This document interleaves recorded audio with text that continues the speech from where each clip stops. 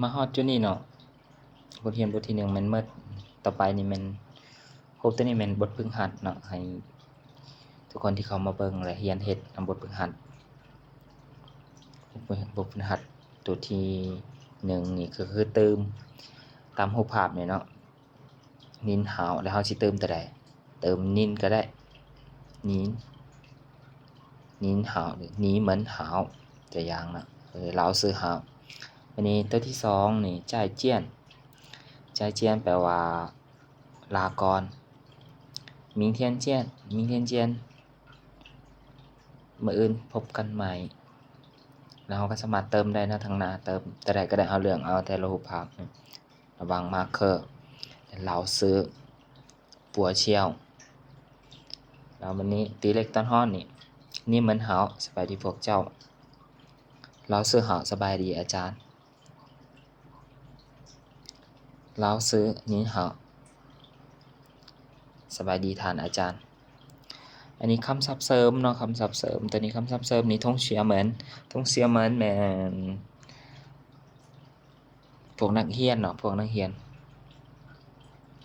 ทงเสียเหมือนและมาเบิ่งข้อต่อไปเนาะข้อต่อไปนี่ก็เป็นบทฝึกหัดเนาะทิ้งอีชัวการฟังและการสนทนาตัวนี้เฮาเบิ่งรูปภาพและตอบคำถามเนาะตัวนี้ก็สามารถฝึกเองได้เนาะเข้ามาเบิ่งแล้วก็สามารถฝึกเรียนด้วยตนเองได้แต่มันเป็นบทฝึกหัดนะ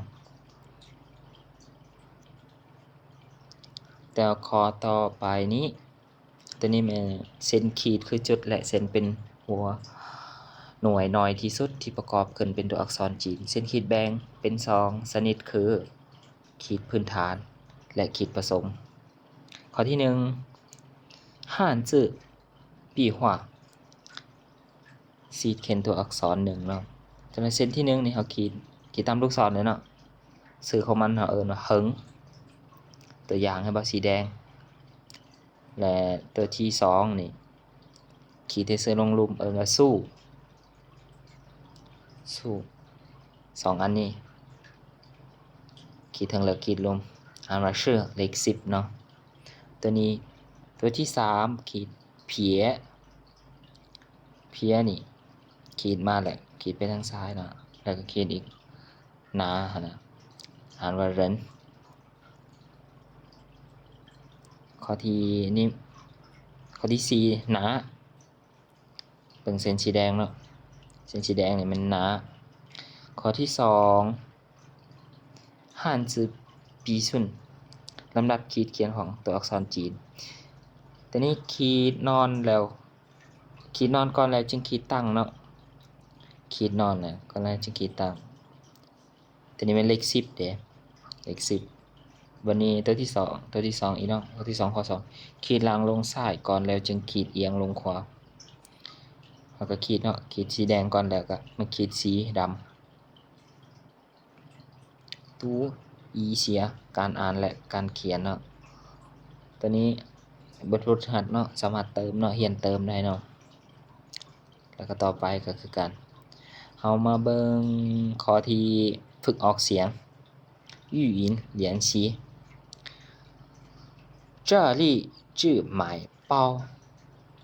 วันนี้ขายแต่หนังสือพิมพ์มาเบิ่งตัวรูปที่2เนาะ这里不买泡วันนี้บ่ขายหยังวะอันนี้ตัวบังกะโพกระจุนั่นเนาะแล้วมาเบิ่งสุดท้ายเนาะบัดนี้ปัวนี่เทียบได้กับเสียงปอส่วนผีเทียบได้กับบ่แม่นปัวเทียบได้กับ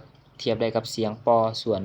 ผัวเทียบได้กับเสียงพอในภาษาลาวในภาษาจีนบ่มีเสียงบอดังนั้นเวลาอ่านควรระวังบ่ต้องออกเสียงปัวเป็นเสียงบอ